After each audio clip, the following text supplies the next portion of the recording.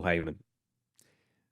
He's definitely an A. Although, the thing with Paul, I put him at an A because when he was Paulie Dangerously, he was your standard run-of-the-mill loudmouth manager and managed to reinvent himself and put the same twist, the same character in a different twist, I should say, with the Advocate, with essentially being an agent for Brock Lesnar than Roman Reigns. People can criticize the promo. The promo is about as repetitive and just run-of-the-mill with my name, ladies and gentlemen, my name is Paul. You can recite it. It's memorable. It's a catchphrase in itself that's much longer, but people react to it, and Paul knows how to get a reaction out of the fans. He always did, and he always will. So I would definitely put him as an A. There's no flaws because he can cut a promo on his own and get himself over, and more importantly, he can get a talent over that does not talk and facilitate the points needed to get the talent over and put himself in the background at the same time. Next one, I've got something to say. Judge Jeff Jones, an ECW original as well. The only reason I would put Jeff in this category is because he took a little bit from Cornette, a little obviously from Paul, because Paul was there producing them. He took a little bit out of that. But you're putting the names that are in here. We have to do this because it's only in comparison to these names. He's a D. He's a D because he's very one-dimensional. He didn't do very much. It was too much on the nose. He wore the judge's robe, the gavel. Yeah, he just looked like a dude he looked like an indie guy wearing an outfit. He was somebody that the promoter gave a spot to do something. He did it to the best of his ability. He didn't fit with Mike Awesome or anybody else who was kind of shoehorned into there. He might have made between a C and a B because of the effort he put into for going from a referee to a manager. But I dare say Teddy Long did a much better job going from a referee to a manager. But when you put him in this list, he's got to be at the bottom. See, I got a D. You complained last time. Now there's a D. No, that's a very fine answer. I mean, if I can just say A, B, C, D in the right order, because I mean that might be second best in my mind. Are you dyslexic? Do we need to have somebody else comment below who handles that condition? Let's hope so. I could use all the help I could get. Next one is Jim Cornette. No, absolute A. A. A different flavor of Paul or anybody else on this, but you had two guys. Actually, you would say three guys because Stan Lane did do an intro for Cornette. He is five. We'll put four. See, I'm A, D, C, A, Z there. So basically, Dennis Condrey, Bobby Eaton, and Big Bubba Rogers never talked. Stan Lane did the intro. Jim Cornette got talents over that did not even utter a word for years. That's an A, and if you want my guess, just a spoiler, he's on the Mount Rushmore. He's in the S section too. Next one is the genius, Lanny Poffo. I would give the genius a B because he was a worker. He was meant to protect Mr. Perfect. Now, the Mr. Perfect and genius thing, that was shoehorned in a way, but it kind of worked because he was set up to protect Mr. Perfect to a certain extent. And he had a great match with Hogan on Saturday Night's Main Event. I'm sure Lanny talks about it. Probably the greatest moment of his entire career. And I don't blame him. I'm jealous. You know what I mean? You get to work Hulk Hogan and I'm sure the payoff was pretty good too. So I would give him a C just because it just didn't fit.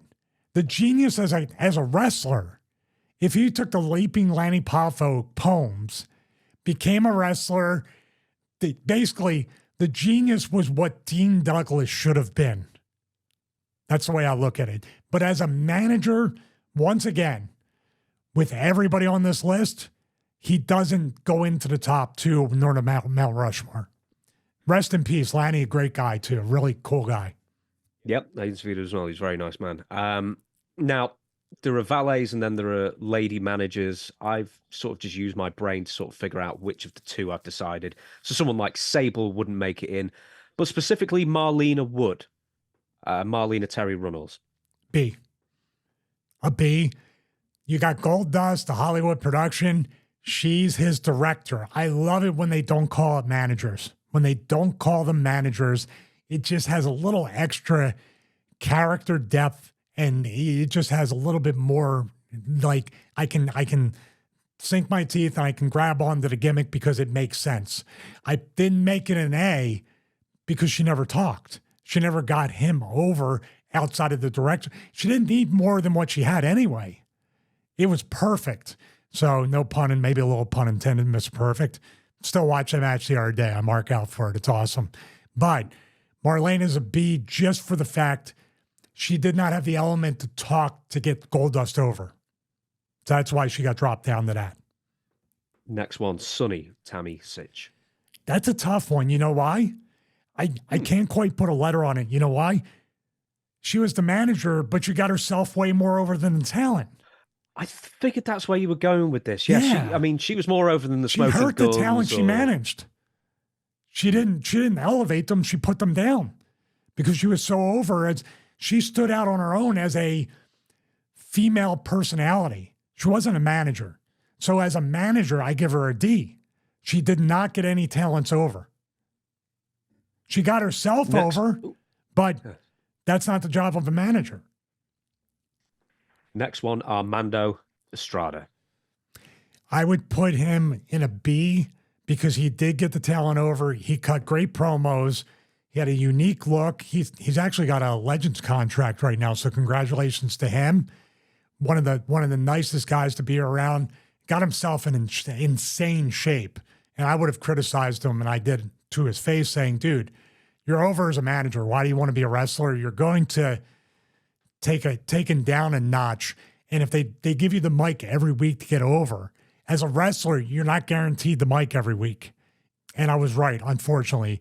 But I give him a B because he was figured into that match between Bobby Lashley and Umaga at WrestleMania, the one where Trump shaved Vince's head. But he's always been too much in the background and not, I don't know. It's weird. Oh, maybe it's the pairing with Umaga. Guy couldn't talk. He was an animal. But I saw Armando in present day. He'd be a great manager for the heel LWO and get them over. Like, the Umaga thing is a monster, then why do you have a manager? The Umaga monster, to me, it was almost like Kimchi should have came back like the Kamala dynamic. Like a handler rather than a manager. Exactly. He didn't control Umaga. He just let him loose all the time. So there was a weakness and a flaw in the relationship between the manager and the wrestler. Perfect. Thank you, dude. See, that's why you're here, dude. Well, it's not for my spelling. I'll tell you that, if nothing else. It's your youth and good looks. That's what you make up for. Withering away. Like dying on the vine they are, let me tell you. Zeb Coulter. Dutch Mantel, of course. Which version? Oh, not Uncle Zeb with not Uncle Zeb. We're going to be talking about Zeb. Uncle Zeb did nothing. Zeb Coulter. Hey. Perfect compliment to the gimmick that Jack Swagger was going to do. And then he was with Del Rio, too, when they brought him in as a team, right? That was terrible. It was terrible. He was with Del Rio. He was with Cesaro as well for a brief period. Well, you think about it. Based on his promos and, you know what I mean, everything they did with the hand on the chest and everything, I saw some of the comments during story time, and especially during the election cycle, they were burying Dutch for being a Trump supporter. They believed the gimmick. So that's why I put him in an A.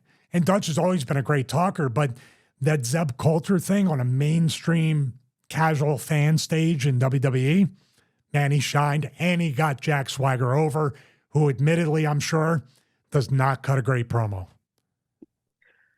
Next one is a bit of a funny one, really. More of a territorial hit than when he was in WWF or WCW, maybe. Oliver Humperdinck. I give him a B because he never had the ability to showcase his talents as a manager in WWE in a casual fan type of exposure.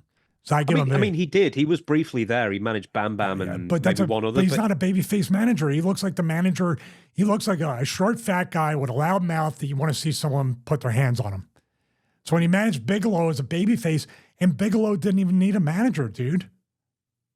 Do you remember for months beforehand, they had like who's going to manage Bam Bam Bigelow. It was the sweepstakes, like Savage did with Elizabeth eventually. Yeah. Yeah.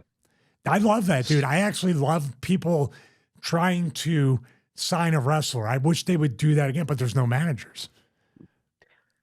Next one is Harvey Whippleman. Now, this can be WWF. It can be Downtown Bruno in Memphis, whichever you I want. like Downtown Bruno better than Harvey Whippleman. A lot more of your classic skinny loudmouth as opposed to Humperdinck being a fat loudmouth guy. You want somebody to beat this little loudmouth up. Harvey Whippleman, I would say, is probably, man, when he managed Sid, it didn't make sense because Sid could cut a promo. So if you're talking about Downtown Bruno, I would give like a B. Harvey Whippleman, I'll give a D. Because he didn't add anything to somebody like Sid. He was a loyal employee that Vince, to his credit, gave him something else to do and gave him a paycheck. He did a serviceable job as Harvey Whippleman, but he didn't. And like I'm saying, this list, and people on Patreon will see the full list with the show notes.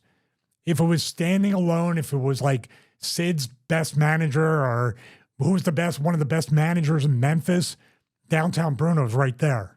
But in this body of work, I got to put him at a D. Ted DiBiase as a manager. It could be WCW. It can be WWF. Million Dollar Corporation. Yeah. Which would you... Now, him with the NWO is just like cashing a check. I'd give him an E if there was an E. Well, he did manage the Steiners as well, but not very memorable. Let's just stick with the Million Dollar Corporation. Strange time with a lot of guys that were just kind of thrown in that. As a manager, getting these guys over, I'd give it a D because Ted was more over than all of them. Not his promos, not his effort, not getting the Million Dollar Corporation gimmick over. He didn't get it. He was the most, it was a trap. It's a trap, just like Star Wars. He was the most over one. The manager can't be the most over one in a group of guys. So it's a D. I'm glad you said that because I've never liked Ted as a manager. A great wrestler, but as a commentator, no. As a manager, he got himself under. He's like Sonny, but he didn't get himself over either. Just everyone got worse. The gimmick brought everybody down. Yeah, I never enjoyed that. Next one is someone we brought up earlier, Teddy Long. This is when he went from a referee and then managed Doom. Is that the manager? Now, there's two different versions. There's the WWF WWE one where he's managing Rodney Mack and Mark Henry and quite a lot of people, actually. Taylor Brown, maybe? And then there's the original WCW Peanut Head with Doom. And then in the mid-90s, he was managing Proper Scrubs that no one even remembers. But when he was a babyface manager after the fact. And he was enormous. Teddy worked out like a fiend, dude. He still does a ton of cardio. He's in great shape. You'd think Teddy's probably 50s, 60s. I think he's in his 70s or something. No, he's 70s, yeah. Yeah, looks great. Still with it, all that stuff. Okay, let's break. Which one would you pick for me to give the letter 77. To? He's nearly 80. God, please let me, at 60, be in that kind of shape. Which would you pick? You got to parse this a little bit for me, James, and tell me which version. No, let's split it into early WCW and let's split it into later WWE. We'll forget the late WCW because he wasn't used properly. Early WCW, where he managed Doom, was his best work of all. I would give that an A. The babyface thing is a wash because he never got anybody over, so we won't say that. Him managing Rodney Mack was really cool with the White Boy Challenge, which I lost one of those. On Heat, no less. I would give that a B. So he can be in two spots. This is where it becomes like, where do we put him? So if you could put something in there, Chris, where Teddy Long WCW B, Teddy Long WWE. No, that WWE's the other way. Doom. Yeah. Okay, I can already see this being a two-parter. God, so we're going to plow through this. These letters are killing me. Struggling, I know we are. Next one is Slick. We're going to pause for 2 seconds. You just said the name. How many people, including myself and James, have the Jive Soul Bro music video playing in our heads? A. Ridiculous, over the top, cut great promos, gets called back for nostalgia and gets one of the biggest pops. People still remember Slick. He's an A. Oh, with the Daniel Bryan wedding. He was amazing in that. Yeah. Also, he was backstage at one of the WrestleManias too, with Ted and the other people. Next one is Vicky Guerrero. This is a tough one because, once again, she got herself more over than the talent, even with Edge. The boos were for her, not for Edge. So I would have to give her a C. Dolph Ziggler, same thing. She was more over than Dolph Ziggler as a heel. But great work, so that's why I put her at a C. Paul Ellering. You're talking about Road Warriors, not the Final Testament. Yes, the Road Warriors version. He does nothing in the Final Testament. He kind of did nothing with the Road Warriors either. He didn't need to do anything, but they were a package deal from the very beginning. That's what makes me kind of pause with this. I would give Paul a B, just for the fact that when you talk about the Road Warriors, what do people usually say? Not Legion of Doom, not whatever. When you hear the Road Warriors, Paul Ellering's name comes to mind. Dude, have you ever interviewed him? I heard he's a super interesting guy. I would love to. He's still signed with WWE at the moment, but he is someone I would love to interview. He used to do the Iditarod and all this interesting stuff. He's like me. He's like kind of wants to disappear and kind of do his own thing, and he wants to be a recluse or a hermit. And he's a Minnesota guy, by the way. So the Minnesota territory produced legendary workers. Mr. Perfect, Barry Darsow, the guy who's obviously in that. But I'm talking people to the left, the Road Warriors, Nord the Barbarian. Who else? I mean, Minnesota has produced so many legendary. Scott Norton, Rick Rude. Yes. Scott Norton. A ton of people. Oh, talking about Shawn Michaels, Marty Jannetty worked that territory too. Ric Flair trained with the Gagnes. Brad Rangan's trained a lot of these guys. Dude, Minnesota does not get the credit for that. That's right up there with the Dungeon. They would train in a barn in like sub-zero weather in a boxing ring after running miles in the snow. Crazy stuff. Miss Elizabeth. Now, I said there are valets and there are managers. Guess what? Randy Savage always referred to her as his manager. A. So she goes in at Miss Elizabeth. An A trailblazer, a pioneer, a female within the wrestling business that brought class. Never talked, by the way. The manager that got the talent over by not saying anything. The inverse of what I just said. She's the exception to the rule. An A. And here's a spoiler. I put her up there on the Mount Rushmore. Really? I do. Interesting. You can't say Randy Savage without Elizabeth. You cannot say it. Mr. Fuji. Interesting. This one's tough because Fuji would get talents over. He would morph himself into the talents, whether it be Demolition with the paint face or the painted face and other things while still wearing the tuxedo, which was awesome. Mm. Or there was Yoko with the kimono he'd wear as well. So, yeah. Dare I say, and here's the thing. I love the fact the first time ever that a talent had not one, but two what the hell was that? Two managers. A little bit of finger dexterity I didn't know I had. So that wasn't for you, James. I thought you. No, it was a middle finger reversed like that. See, I always say you were too harsh on yourself as well. Oh, yeah, I was giving it to myself. Just giving yourself the middle finger. Oh, my goodness. What's going on? But I won't be harsh with Mr. Fuji because not only having one manager, but Yokozuna, I don't know who pitched this and who potentially balked at this. Cornette and Fuji both managed Yokozuna at the same time. Do you know why? Why is that? Because Fuji was so bloody awful at talking that they just had to get Cornette in. Don Morocco, who as you know, he managed Morocco too. Of course, magnificent Morocco. I mean, they were a great pairing. Don didn't know what he was saying half the time. Fuji Vice. So it just apparently the way he talked, because he was they couldn't never understand him. So Morocco always used to call it Fujanese. So Fuji would speak Fujanese. He'd be the worst actor in the entire world, apart from Don, in all those skits. But some people are really down on Fuji. I love Fuji because he just looks the part and sounds the part. You don't want him to be eloquent. You know what's funny is when you showed me this list, it instantly went in my mind because people want this in every episode, so I'll give it to them. By the way, haha.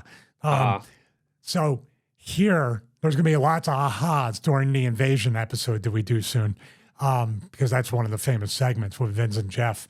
Mr. Fuji, dude, when he used to talk, like in some of his promos where he would browbeat in that mumbled Fujianese, he's the Japanese version of Tony Gurria.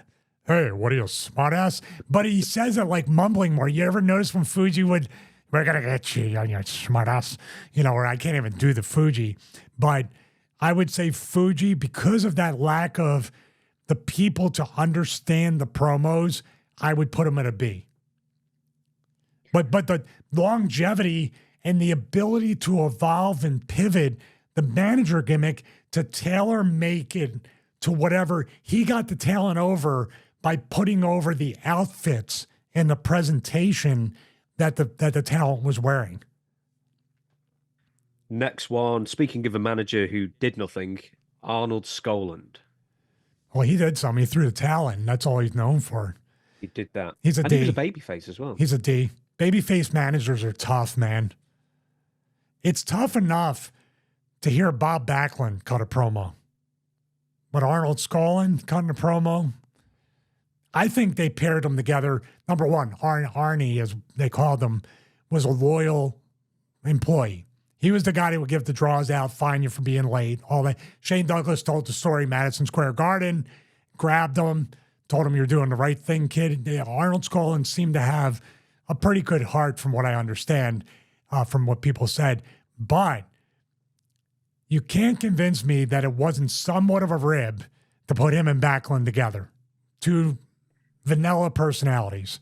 Well, I think the reason why he was with Backlund is because he was previously with Bruno, so it's almost like a passing of the torch, legitimizing, the next babyface heavyweight. So I figure that's why Skoland was put with Backlund. I can picture Bruno saying, "Hey, what are you, smartass?"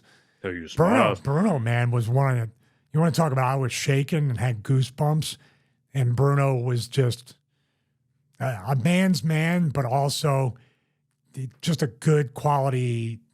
Like he had you could feel the energy off him that he was a very, just moral, ethical man. Next one is Sign Guy Dudley, or at a later date, he was Louis Dangerously. I love Louis Dangerously. Well. That would have been a B for me. Sign Guy Dudley did his part. Lou is somebody that was also loyal, there all the time, much like a Jeff Jones, and Paul, to his credit, gave him something to do. I would just give him I want to be generous and give him a C, but the Dudleys didn't need a manager, but he was rewarded for loyalty. So I got to put him in either a C or a D, because once again, the list of people we have here, it has to be of the B's, A's, and especially Mount Rushmore have to be the cream of the crop, brother. I told people I couldn't do it. The Savage impression. I have to give him a D. This is, I promise you're going to be a two-parter, but we're going to get through all of this and I'll just sort of release it in clips as two-part. Where's part two coming? When's that? No, in this episode. I'll just continue all the way through and then I'll just split the clip. Oh, okay. Because we've talked about this. We don't want to have clips that are like 50 minutes long, so true. We'll carry on with that. I'm actually going to ask this in two different ways. Paul Bearer / Percy Pringle the third, but let's just go with Paul Bearer as Paul Bearer. Easy A. You talk about, first of all, Taker didn't talk for the longest time. Paul talked for him. Paul also fit the game. He was a real-life mortician put with The Undertaker. Can't get much more authentic than that. Then he breathed new life into the gimmick. He was a babyface manager, or a heel manager, but a babyface manager, beloved. Turned him heel to be with Kane, Mankind, you want to talk about promos? Laugh at the fat man. You know what I mean? I love him. He was amazing. An amazing mind. The Percy Pringle was a strong B, but Paul Bearer was it, an A. And I'm spoiling it, Mount Rushmore. Do we have to limit the Mount Rushmore to 4? Yes, Let me. because that's Okay, Mount Rushmore. Mount Rushmore candidate, and then we'll kind of eliminate Yeah. people. I'm actually circling some of the candidates as well. Very briefly, we may have to speed through a bit, quite a few of these. Tommy Rich with the FBI. He was good. He cut a promo. He's like the Mr. Fuji. He was like Tennessee's as the language. If it's like, say it's the language, it was just the fact that him and Tracy Smothers were anything but Italian. It brought heat. It brought entertainment. It brought laughter. He did his job. Getting real heat, nah. I would probably get the energy and what he did to complement the act was great. I would give it a C, just because he did bring a lot to make the whole FBI gimmick work, but he wasn't somebody. But also, Tommy got himself sometimes a little bit more over than the group, and that kind of disqualifies you. The Grand Wizard. So, were you watching WWF during the latter days of Grand Wizard's career? Yeah, I watched a little bit from when like Hogan was not Hulk Hogan that time, and the Grand Wizard was there. Did he no, Blassie managed Hogan. Grand Wizard managed superstar Billy Graham, I believe. Am I wrong with that? Maybe during the karate days. I think he also managed. Did he manage Greg Valentine at one point? I know he managed Don Morocco. That's probably the most Don famous one, I think, was Don. Yeah. Who managed Superfly? Jimmy Snooker until he wasn't Skolin the babyface manager of him for a little bit? He may have been. Who was the heel manager with him? It might have been the Grand Wizard. Now I'm thinking. Yeah, leave a comment below. I'm not sure. His was, for the time, Grand Wizard was probably the most over manager in wrestling, right? For the time. I'd still probably have to give him a C when you put him against everybody here. Very one-dimensional promos, very in-your-face. See, that's the thing with the Grand Wizard. He was normally, like, say, Don. He was more flamboyant and stood out more than Don Morocco. So that kind of brings him down a little bit. See, the manager needs to accentuate and complement the talent that he or she is managing. Savage and Elizabeth. Elizabeth did a perfect, she was Beauty and the Beast. That's the only way to put that. You can think about it in 10 seconds. The Grand Wizard with Don Morocco, I don't know. The Grand Wizard, say, with Jimmy Snuka. Once again, that's the Estrada thing. He didn't handle or control the animal, heel Jimmy Snuka. So it didn't fit. So I give him a C. Next one, Daphne. I don't know if she really falls under valet or manager. I slipped her in with the managers because I think she just managed quite a lot of people, really. And you worked with her as well. Yeah, we did it. She was a patient of Dr. Stevie's and then managed Raven and myself. She also now we're going to do something more in depth with Daphne when we talk about TNA. Future episode. I'm sorry to say it once again. So this is a very cursory A to D with Daphne, and we'll go more in depth with Daphne at a later date. Her best gimmick was probably the Scream Queen thing in WCW. Awful. Hated it. Hated it. TV turning. Well, I mean, you could say that, or you could say she had a lot of energy and effort. But then again, she didn't get Crowbar and David Flair over as much as herself. That's what disqualified her there. As a TNA manager, see, this is the thing. She wrestled too. So it's like she had another layer to her. I'd probably, just because of the list, once again, I'd have to give her a C because she was known for that, but she was known more for the wrestling part of it and doing the Monsters Ball with Taylor Wilde and other hardcore stuff. She's more known for the wrestling than the managing. Classy Freddie Blassie. I have to put him in an A. Talk about a former manager. You know, for the time, he was like the Grand Wizard. Too much on your nose, Mexican uppercuts, pencil neck geek, but it worked. And he was dude, as a worker, Freddie Blassie was a scary, scary heel for back in the day. Did he wrestle? Was it the matches he had were bloody, where show him like PWI chewing the guy's forehead? Was that Bobo Brazil that he had wrestled? Who was the one he had? I think he wrestled him a lot. That was his arch rival, right?